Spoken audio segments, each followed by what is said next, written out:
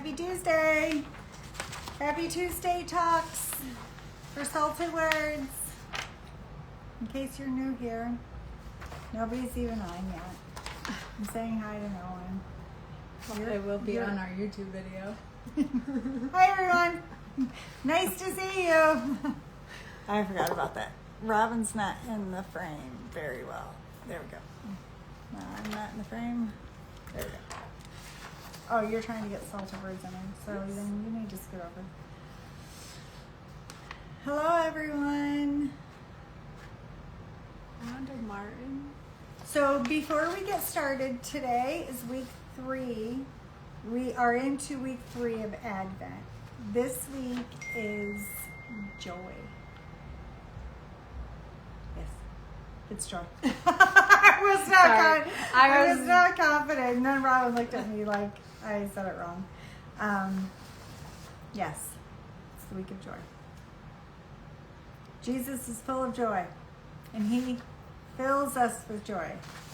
The joy of the Lord is our strength. I love that. Yes, and I am. You need to scoot over because you are partially out.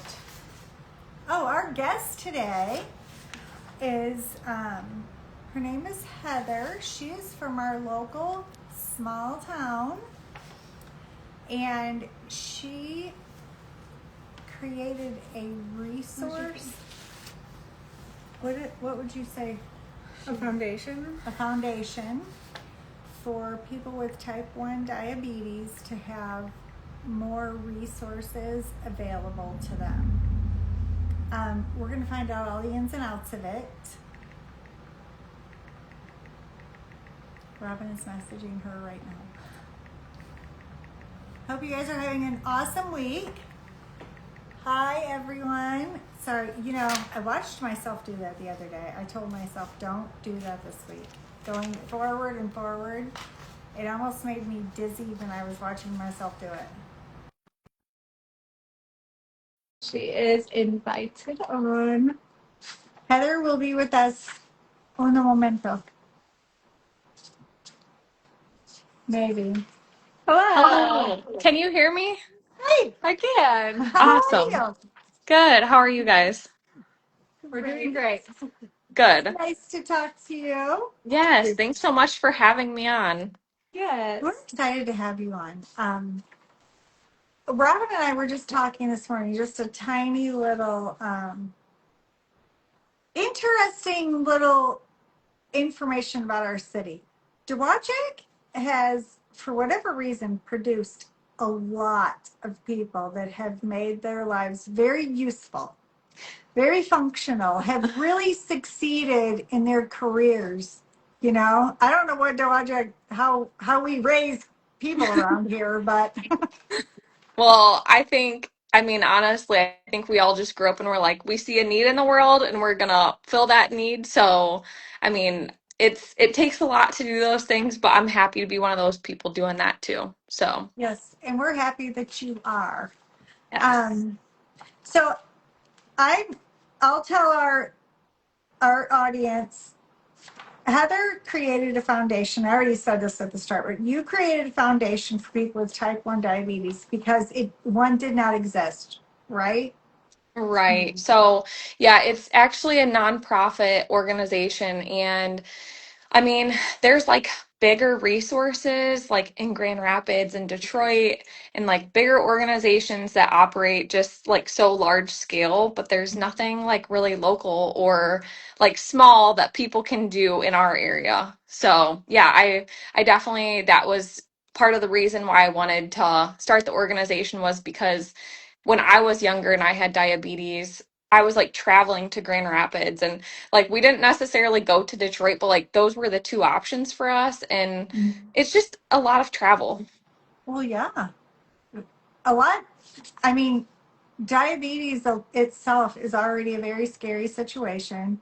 You're entering into the unknown. For your parents to have a child with it, you want your child to be healthy and well and happy, and just that alone, I would imagine, would be a lot of stress on the family, and then adding having to travel on top of it. So, Right, for sure. well, I like to tell everyone that we like to have a list of questions for every guest. We don't always adhere to it strictly, as if you've watched before, you can tell. Sometimes we go off on our little side journeys, but it does keep us organized. And I don't ever want to forget any of the questions that I personally want to know about. So if it seems like we're asking questions to the audience, we are. Awesome. So, Well, I'm excited for all the questions and I'm here for all the side journeys too. okay, great. Well, if you want to just give a soft introduction of who you are, we like to start there, and then we'll get into the questions. Yeah, absolutely. So, my name is Heather Oakley. I just recently got married in August, so still getting used to saying Oakley and not Olsen. Thank you. But I started the organization My Life in Numbers back in July of 2021. So we've been established for about 4.5 years now. Our mission is just to support and empower people living with type 1 diabetes. So we have an advocate program, we have counseling services, community events, school program, and school training. So we do all sorts of things in the community. It's really just Southwest Michigan right now because I'm one person and I can only help so many people, as unfortunate as that is, because I would just want to save everybody. But that's a little bit about what we do. We're a small team, so we have board members and committees and things like that that help us. And we also host two major fundraisers a year that kind of help like fund the organization and fund our program. So we have a golf outing and a silent auction fundraiser. So those are both really fun events and lots of good engagement from the community too. Yeah, those things are fun. I mean, Yeah. no matter what anyone ever says, the golf outings and the auctions, Robin and I have been able to attend a few local events like that. But Yeah. we'll have to stay in touch with you and come to one of your events. That would be fun. Yes, it's always a good time. And I feel like it's like two different crowds too, between like the golf outing and the auction. And they're both just like awesome events and we love it. So, yes, absolutely get a hold of me. We'll get in touch and keep you Yes. guys updated on everything. Yes. So to start us off, tell us the moment that you realized there was a gap and a real need for support in the area for people living with type 1 diabetes. Yeah. So, obviously you don't really know that there's like a gap in needs until you're brought into this world. So, I was diagnosed 2 weeks before my eighth birthday. I was in the second grade. And obviously, I didn't really know much of what was going on. Luckily at the time, my nurse was diabetic, so she was great at like helping me navigate things and answer questions. And I got the same pump as her. And so that was a great resource. But I kind of felt like growing up, I knew that we didn't have a ton of resources around here, but like I kind of feel like we just didn't really talk about it as much. And so it was really cool. I went to Grand Valley State for college and I met another girl. She's one of my best friends today. Her name is Kate, and she is also diabetic. And so I met her, and we actually joined this like diabetes group where we met other people living with diabetes. And I was like, this is such a cool thing. Like, just to like sit in a room and just have other people like understand and validate your feelings was just such a cool thing. And I feel like I had kids who were diabetic in the school with me, but we never like, hey, how's diabetes making you feel today? Or, Yeah. things like that. And so it was really nice to have this group at Grand Valley. So I originally went in thinking like I want to be an athletic trainer, and after meeting this group I was like I want to go into health communications and nonprofit administration, and like I can come back home and do this and bring this to our area. So I worked in a couple of nonprofits, and then I had a job outside of college, and I was like if I'm going to go for this, like this is my time to go for it because our area could like for sure benefit from these services. And so I decided finally in July, I was like, okay, we're going to up and do it now. And so, I think the biggest the biggest indicator to me was like going away, having that resource and being like, let's bring this resource back to Southwest Michigan. And being like, if I was 8-year-old Heather again, what would I need? And I thought about this organization. And I was like, what a life changer it would have been to have this. So Yeah, I love that. And it's, I we don't have diabetes in our family. However, I feel like when something happens in one's in when something happens in my life that is devastating or traumatic, or I have a very difficult time dealing with it, it does make you very hypersensitive to anybody else that would be experiencing that. So I mean, I can completely see God using you in the area, you know not necessarily that God gives diseases, I'm not saying that, but all things can be used for the good. yeah, I really, absolutely. I really love it.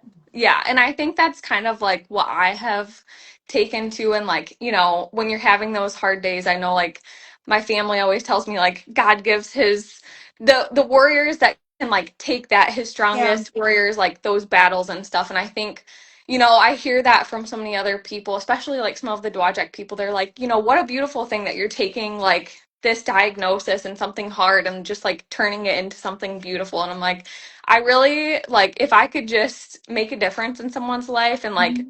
change the Heather or like be there for the Heather, like my life is good. So, yeah, it's really just a great thing. And, it's like you got to just do what you can with what you have. Right, right. Well, and then in turn, you get to be who your nurse was, your Yeah. memory of your nurse, and you've held that along with you. And just imagine like how many kids that you've spoke with that will have that same memory. Yeah, for sure. And I know when I was reading your guys' questions, I was in between students today and I had written down like, even if you don't know you're making an impact, I think that's one of the most beautiful things is because like so many times I feel like there's days when I'm like, oh, am I getting through to this kid? Like, Yeah. am I making a difference? And like sometimes you just want like that visible, like, oh yeah, like their A1C was brought down or like they did their first pump change by themselves. And like sometimes you don't get that, but then like there's all these little like breadcrumbs throughout the time. And Yeah. it's just great to like hear from a parent that like, no, you are making a difference or like see those things, especially like so often like you don't hear or see it, but I think it really is there and like making an impact, and even though you don't see it or hear it. So Well, okay, so I'm ready to go down a tiny little journey. I didn't have this in my questions, but now it's crossed my mind. So, just a quick synopsis. Tell us like a day in the life of Life and Numbers of what you do oh yeah, with people. okay. Yeah. I mean, it honestly just depends. So I do a lot. So I do fundraising, when we're in like the fundraising season. But the biggest thing I would say is like a lot of my time. So I meet with 19 different school students right now, and that's in our school wellness program. And so like earlier today, I like check my emails, respond, do what I need to do, like take care of some administrative stuff. And then I go into the schools and I meet with like these students one on one. And I kind of talk to the parents and the nurses and the secretaries and just kind of say, like, okay, how are things going with so and so today? And, one kid, I help him with carb counting and, the transition from like elementary school to middle school to high school to college. And, so many kids go through like diabetes burnout where they're just like, I'm not taking care of my body. I'm not dealing with my diabetes. Like, they're just in denial. Some kids we work on confidence. It's really just like meeting them wherever they are on their journey. And I think that's just such a great thing. And like the kid I saw today, he's always so quiet. And he came in and I'm like, how are things going? And he's like, I got a new insulin pump. And he just was like full of life telling me about his new insulin pump. And I'm like, this is amazing. And, I think it's just like his mom. I remember she had emailed me last week and was like, we worry. He doesn't really talk about it a ton. And, we just want to make sure he's okay. And so for him to come in and just like light up telling me about his insulin pump, I'm like, okay, this is like really cool. And it's great to be a part of. And like each of my kids, just to see their growth from start to finish is just like a beautiful thing to see and be a part of for sure.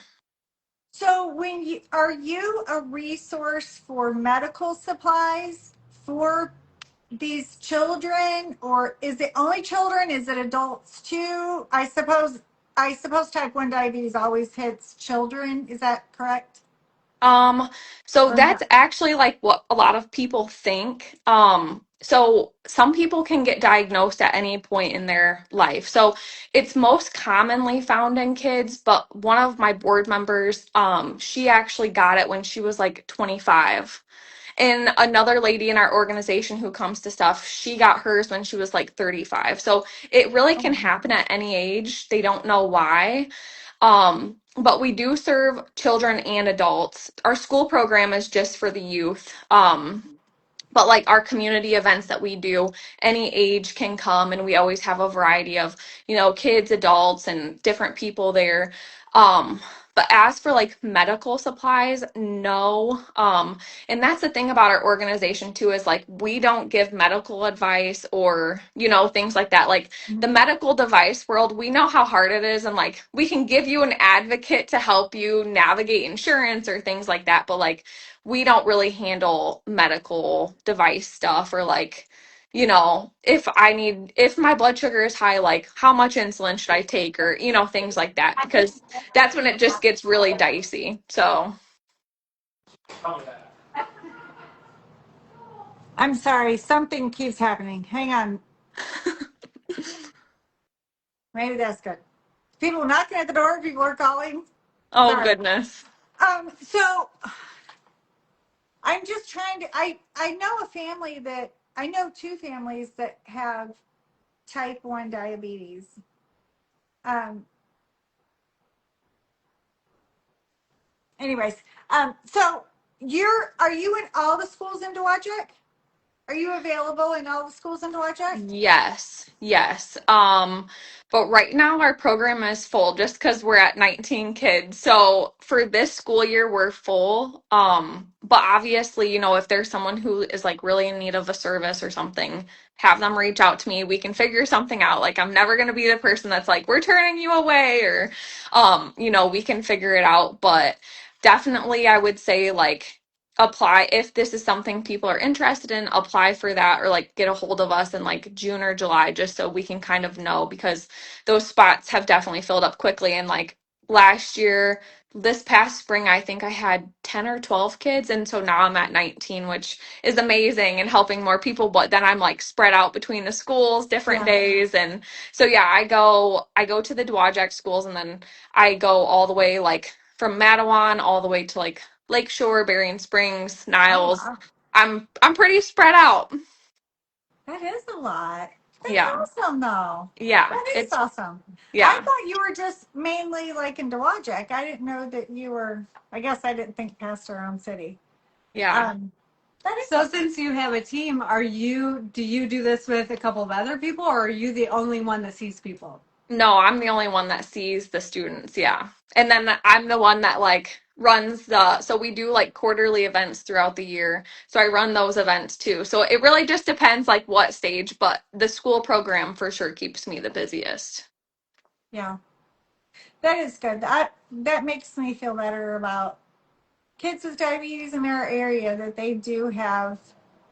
I thought you would like direct them if they needed medical supplies, but this is more like talking with them, kind of tutoring them through what it's like to have diabetes, being emotional support, those Yes. types of being a conversational level with parents, maybe like Yeah. a connection from Yeah, I That's would say good. it's just like the support and the community, I think, are the two biggest things that we want our people to get out of My Life in Numbers.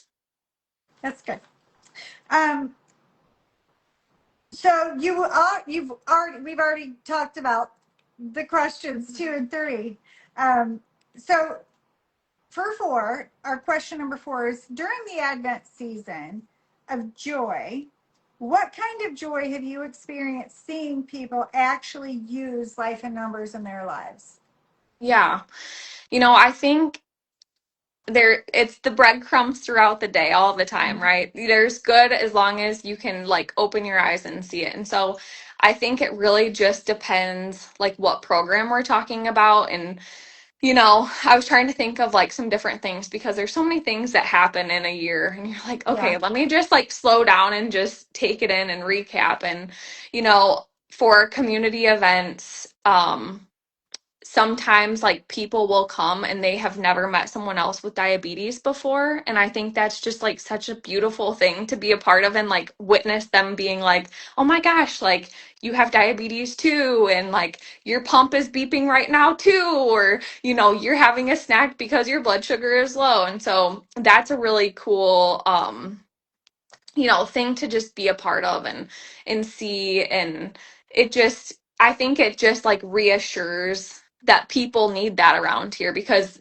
some people can't drive to Grand Rapids or Detroit, and nor would they really want to, and they can just get that right here in their local community. And another one, the boy who told me about his insulin pump, I just think that's so cool. But one that really stands out to me was last year we did a school training for a smaller school in Niles, and the school secretary, it was her first time working with a diabetic, and she was just like, I don't know what I'm doing. So we did this training with her. And this year, like just coming back to the school and seeing her work with this student and being like, yep, this is what we're doing, or it's so awesome, and she's so confident. And I told her, I'm like, I'm so proud of you because you've grown so much in the year, and like it's totally impacted that student, and she's been so excited, and her confidence has grown, and she's at school more, and she's handling these things. And I think it's like truly just like that cycle of like, if you have the support and the resources and like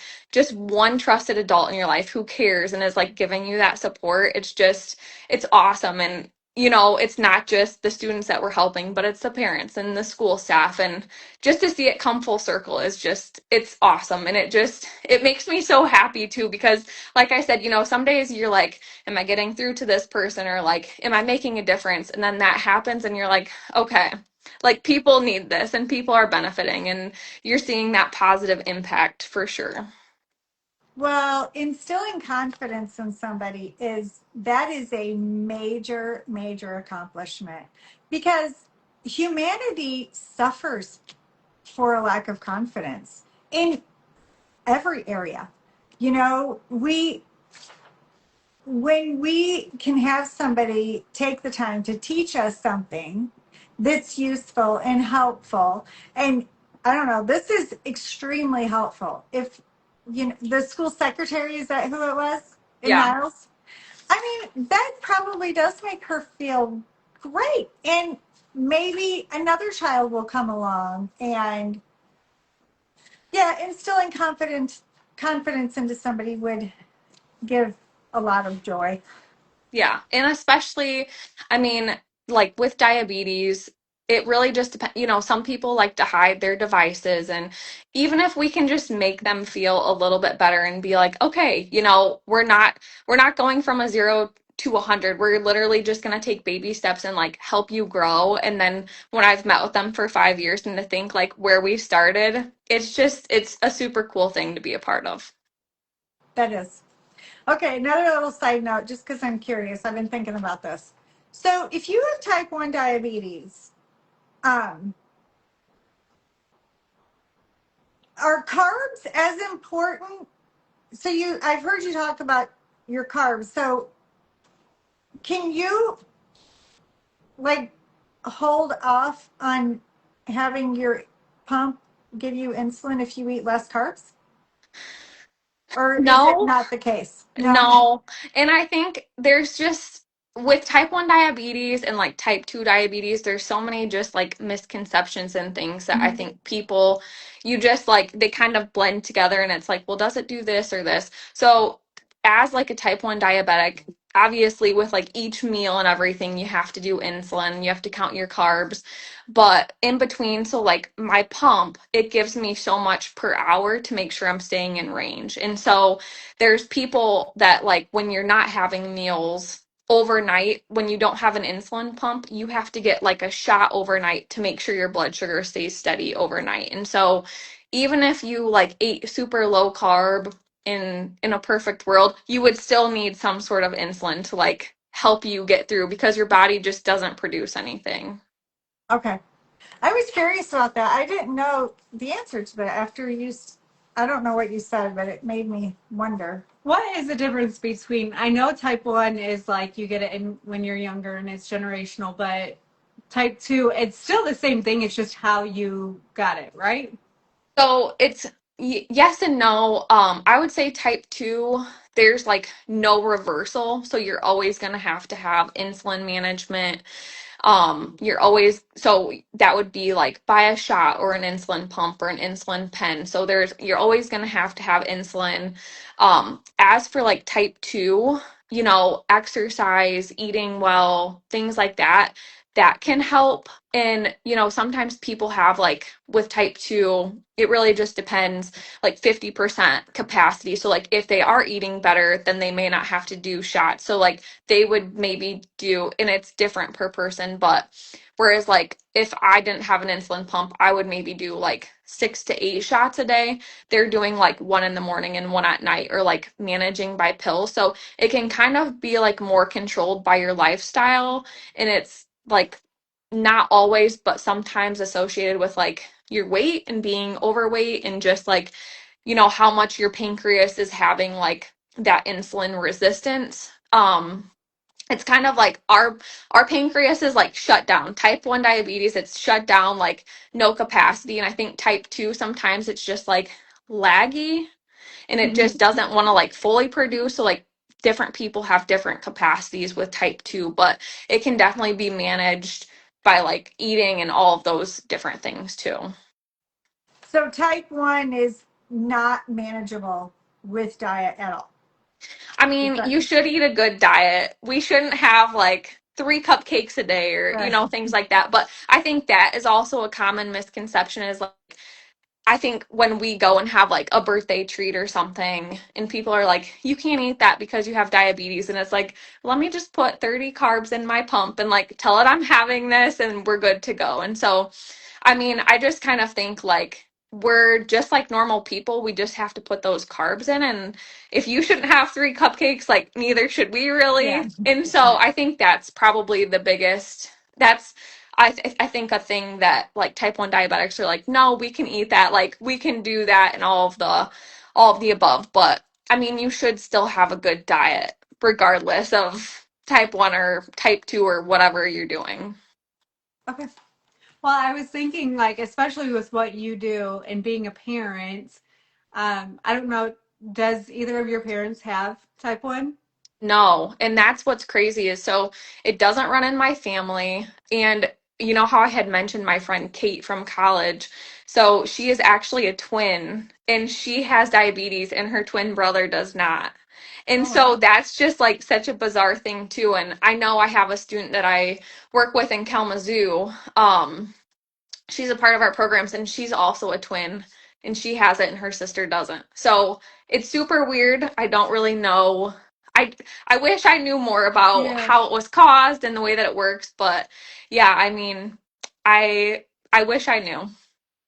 Well, I was just thinking, like, I could see, like, what you do branching out for support for parents too, especially if they don't Yeah. have diabetes, because how would, I feel like at a point a parent would feel helpless with their children if they don't know anything about it, and then Yeah. obviously like you have had it and you know all the ins and outs and what works and what doesn't and the emotions that you've went through and Yeah, absolutely. And we do have resources for our parents. So, like, if they want an advocate, we do have people who are like ready to be trained. And I know, like, one thing my parents always talked about is insurance and just like dealing with those, like, that's a whole realm in itself Yeah, of like right. dealing with Right. insurance with diabetes. And I know my mom has always said that's something I wish that I would have had growing up. And so, there's different people who are ready for those parents when those parents are like, okay, I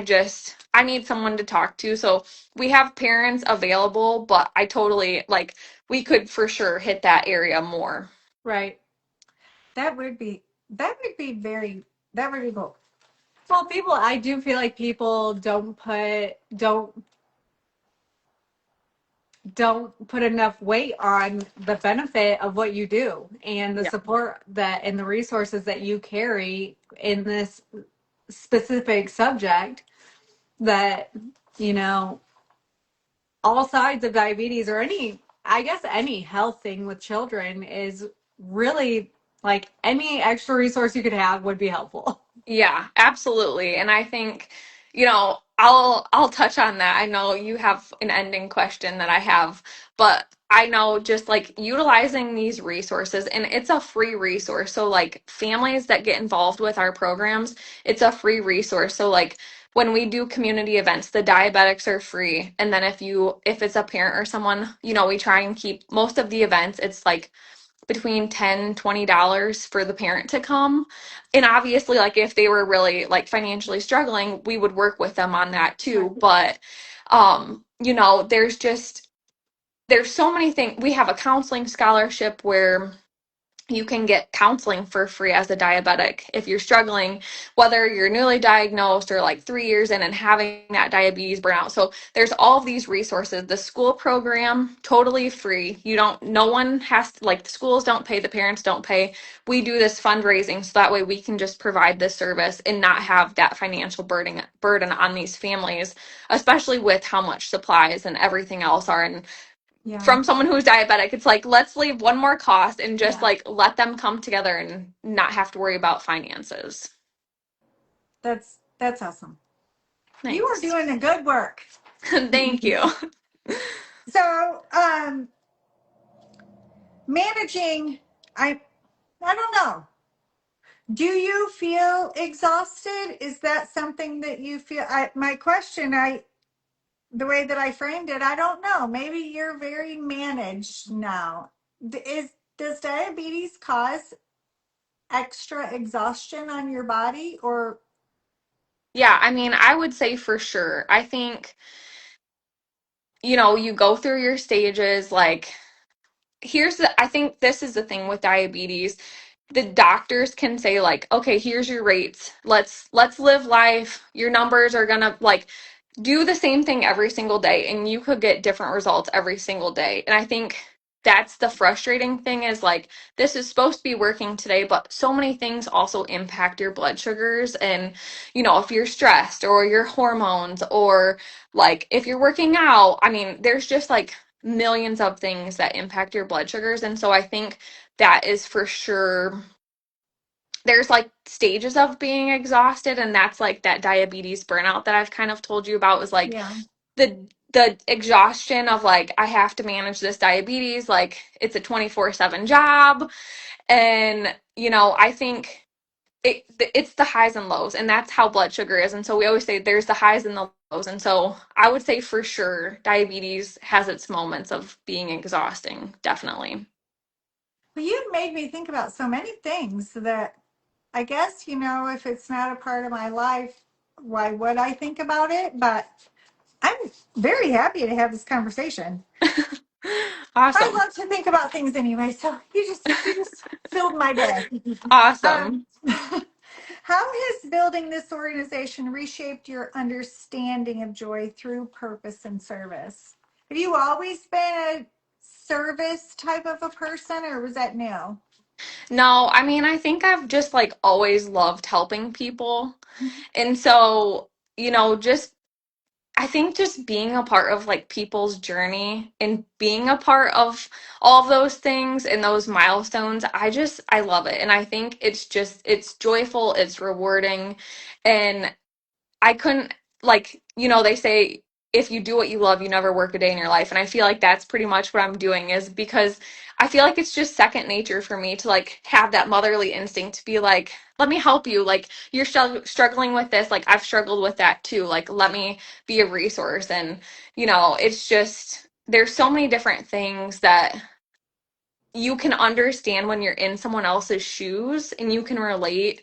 And I think it really makes all the difference in someone's life. And like I said, even if you can just impact one person and like be in one person's life and just be that change, maybe that kid will go on and do something with their life with diabetes, or maybe they'll just have the courage to go on and like take the step and go to college. And I feel like it's just the ripple effect.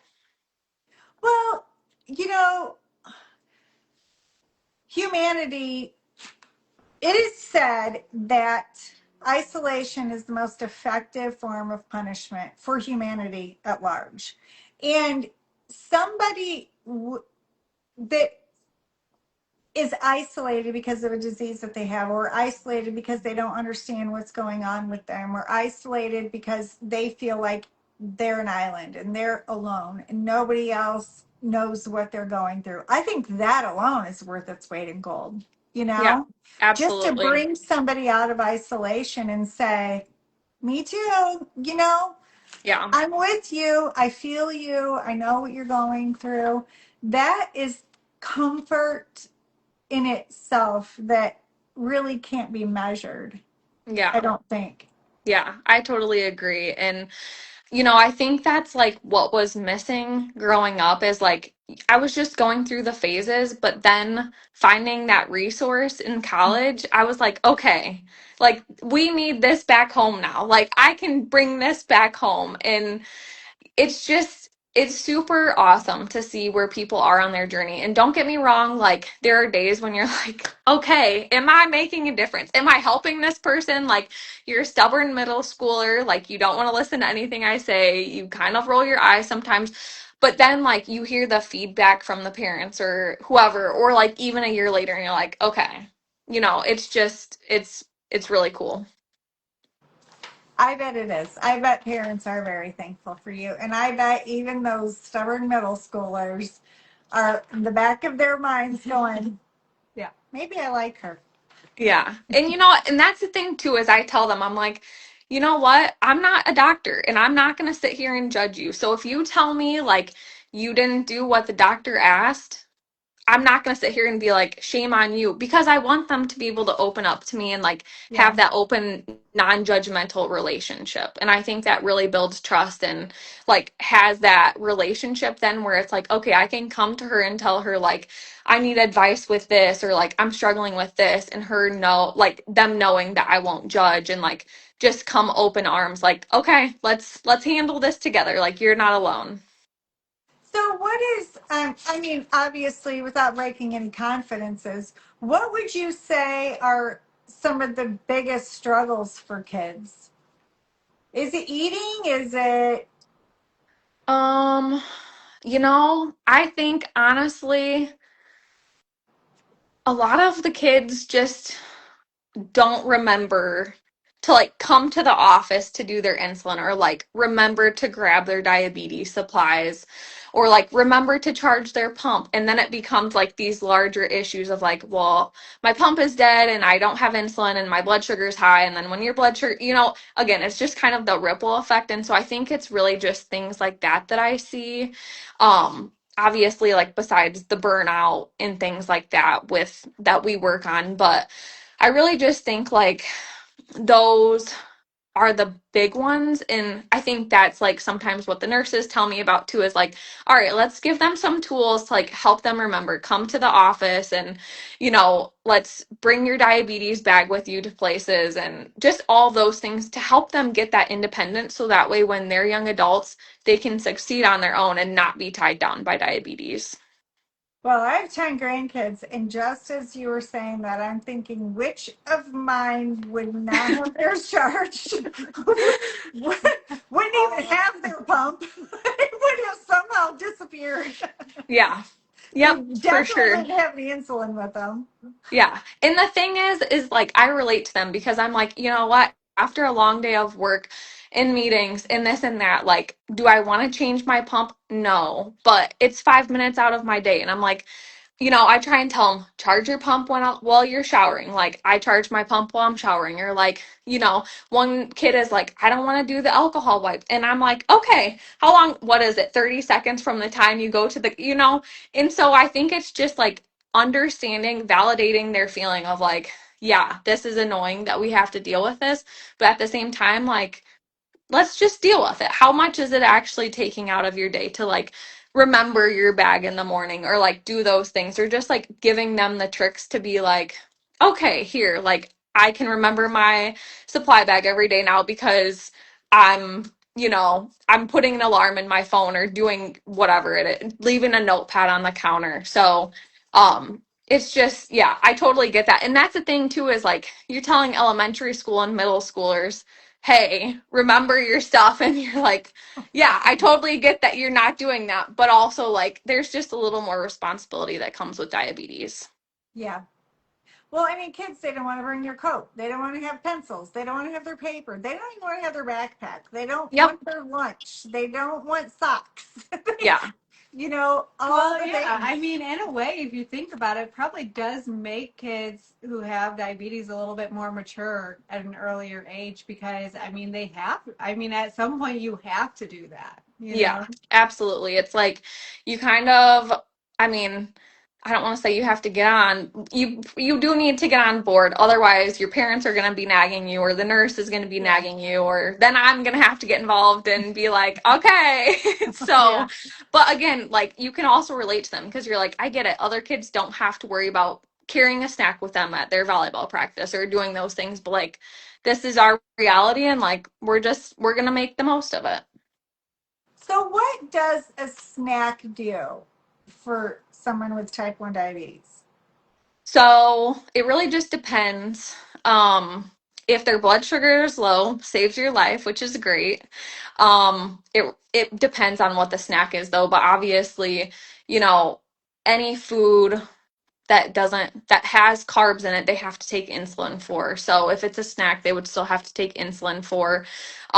But it's just super important for like if they have I always have low snacks or whatever on me in case my blood sugar drops and like I have a Gatorade sitting here in case my blood sugar drops while we're meeting. So they just have to be prepared in that sense. But I think it's just like for those emergency situations, having that on hand. Okay. Thank you. Um, I could ask like 100 questions. I'm saving you and all of our viewers. I'm deciding when to stop. Okay. So, this is always our favorite question of every single podcast. If you could offer one thing as a word of hope to someone with type 2 diabetes who is weary and waiting for light to come, what would it be? Yeah, I feel like I read that and I got a little choky because I'm like, what would I tell someone in this position? And I think, so many people are afraid to ask for help. And I think asking for help does not show that you are weak. It shows actually how strong you are and that you need those resources. And so I would say like just reach out and ask for help and like you don't have to do things on your own and leaning into a community and like having these resources is such a valuable tool and I think it like really could be the difference in your life. And I just look back to this lady, her son was struggling and he was in our counseling program and she reached out. I had never worked with her before. We got him right in for counseling and I remember like a year later, she pretty much was like, thank you so much. Like, I'm so glad I reached out. Like, you saved my son's life. And like, we're in a completely different state. And I think just like ask for help. I think so many times our pride gets in the way. And I know I'm guilty of this too. But asking for help can like truly make such a difference. And like being a part of a community with these resources and like just being a part of a group who understands, I think can truly just be like so rewarding and so valuable and make a difference in their life. I think that is absolutely perfect. And it is hard to ask for help. I mean, in any area of life. Yeah. Well, for me, it's very hard to ask for help because it does make you feel weak, and it's like you're giving your power away or Yep. something, you know. But for somebody with type 1 diabetes and you being available to them, you are welcoming them in with open arms. It's almost like somebody asking you for help is you in turn saying, please ask me for help. I'm Yeah. asking you to ask me for Yeah. help. You Yeah. know, I Yeah, love that. absolutely. Yeah.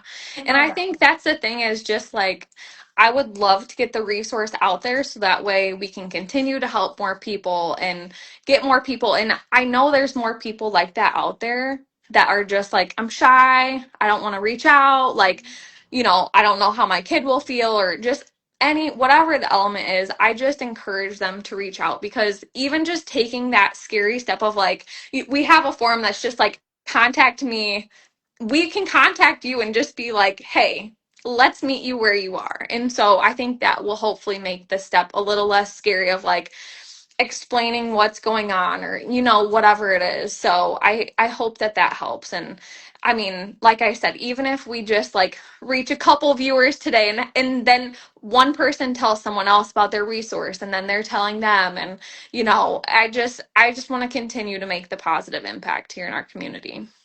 Well, we're going to share your Facebook. Um, do you have is it just a Facebook, like a business page? Do you also have a group? I'll share whatever I can of yours on mine and on Okay. Salted Words so people Okay. know. Yeah, I But would say just do the two business pages.